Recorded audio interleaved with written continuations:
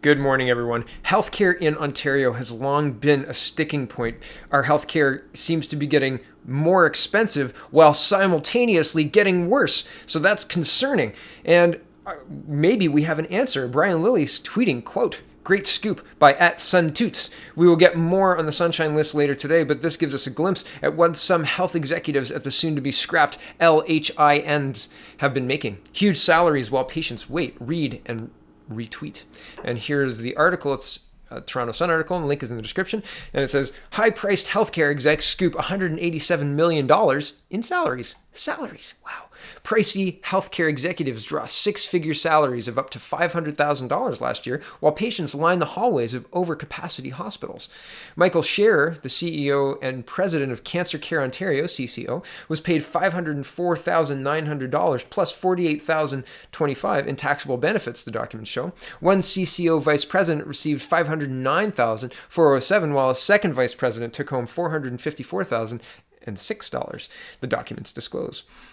The government's priority has always been investing in frontline staff, not C-suite executives and high-power paper pushers, a government source said Tuesday. The source confirmed that the annual Sunshine List, a tally of provincially funded public servants making $100,000 a year or more in salary, will be released Wednesday. It's expected to reveal that 371 staff at eHealth Ontario, the controversial and big-spending agency that has long struggled to execute its mandate to create electronic health records for patients, took home a combined pay of more than $45.7 million.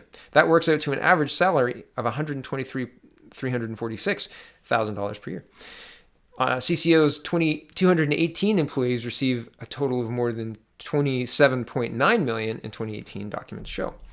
And I'm just going to leave it there. There's big lists and all that other stuff. But I was saying on another show the other day that this is a way for Ontario to pad the job numbers by creating all of these paper pushers and this bureaucratic layer. They're trying to create an electronic health record, And, well, I mean, they've been doing it for years and it's not been completed. And yet they're still taking home lots and lots of money and salaries and benefits. I mean, how often in the private sector do you get rewarded with bonuses when you fail? I mean, not very often, right? It's pretty incredible. And so all of this money goes to top-level CEOs and vice presidents and CEOs and COOs and whatever. And what are we getting for direct service? What are we getting even tangentially out of this? What are they do? What KPIs? What are we measurably getting from these people? Right? If they're not actually doing what their agencies say they're supposed to be doing, and the bureaucratic bloat and glut is obvious, right? If they're not doing and completing these tasks, what are we paying them for, right? Like they're just a drain on our tax dollars, and it seems unending. Oh, we'll just raise the taxes, no problem. Canadians will sit down and take it. Really? Is that? I mean, apparently yes, but maybe only till October. I hope. Changing gears a little bit, the Globe and Mail is reporting now. Okay, I want to explain this a little bit. The Manitoba judge, what they tried to do, they being the Liberals, tried to smear Jody Wilson-Raybould by saying, see, she tried to pick this really conservative judge, and shiny, happy hair Justin Trudeau stopped that mean, bad conservative judge from being on the Supreme Court. That was supposed to be what the leak was supposed to get to, right?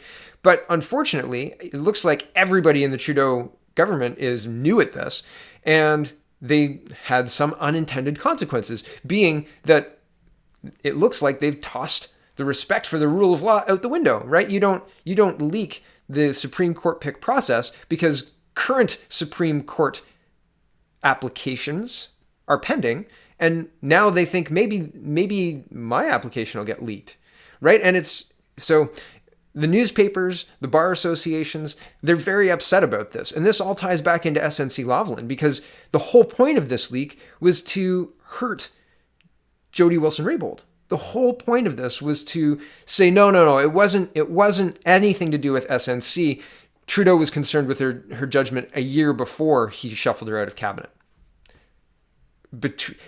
Despite the fact that there was a big cabinet shuffle in the summer of 2018, and a couple of cabinet shuffles between the disagreement over this judge, So pretty crazy. Pretty crazy. That's the short version. Here's the Globe and Mail longer version with some other proofs and other fun stuff to look at. Okay, Globe and Mail reports.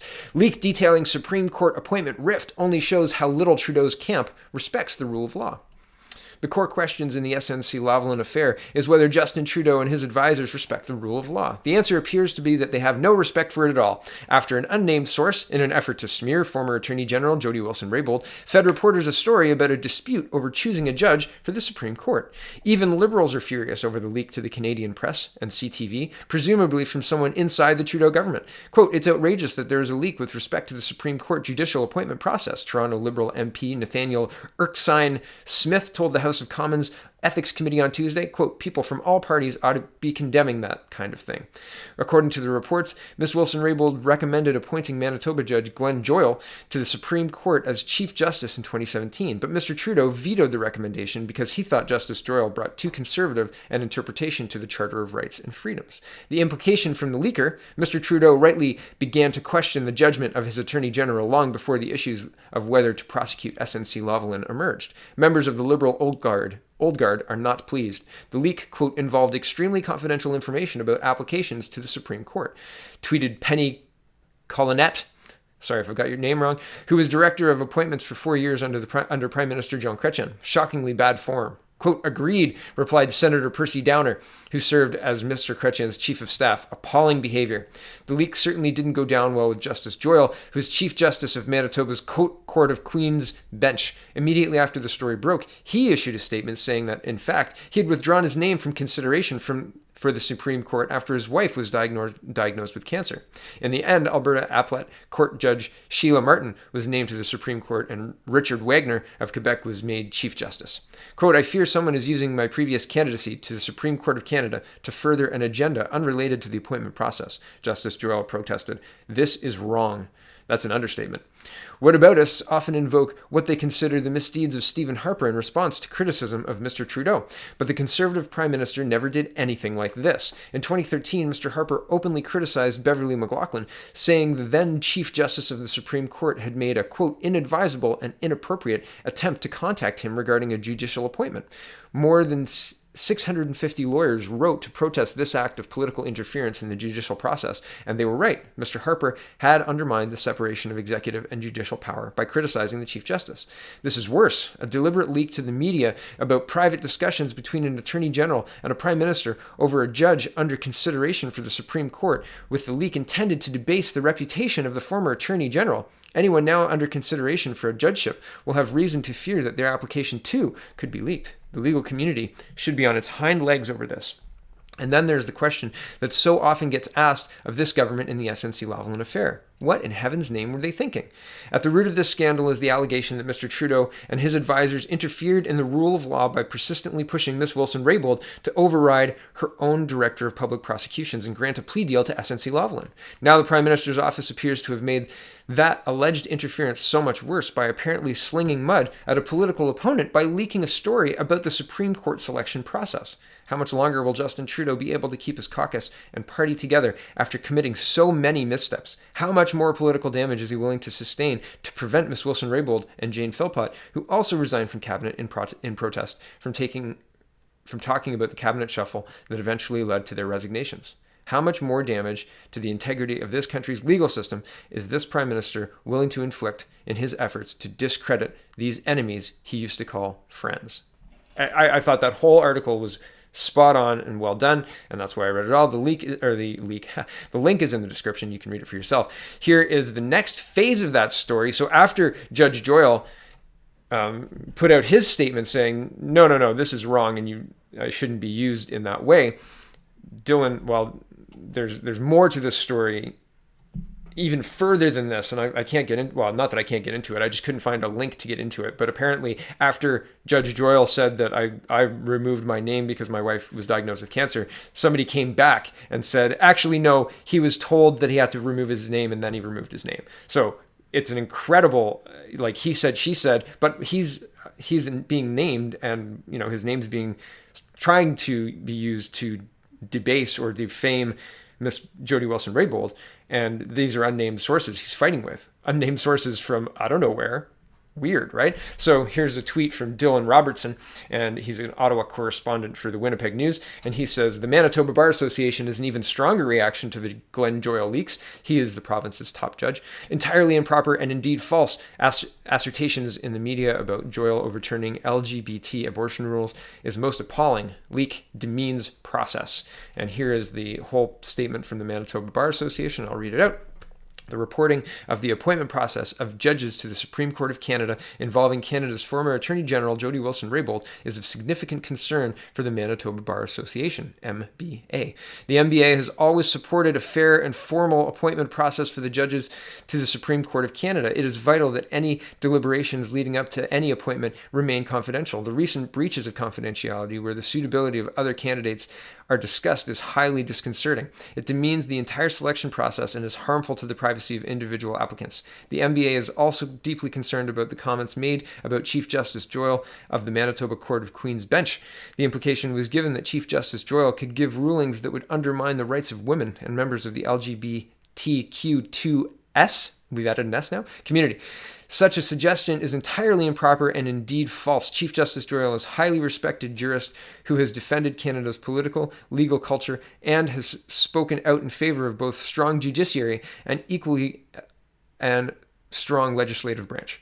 He has also defended the importance of protecting equality in society as well as individual and group rights. Nothing in what he has done throughout his judicial career, nor in the publicized comments he has made, could suggest that he is against a woman's right to choose, same-sex marriage, or LGBTQ2S rights generally. It is more appalling that such an inaccurate description has been suggested or implied. It is, in the end, highly regrettable that Chief Justice Joyal was forced to respond and disclose deeply personal and confidential information. Mark H. Toes, president of the Manitoba Bar Association. Well done, Mr. Toes. And I wanted to show you this. This is an article. This was leaked.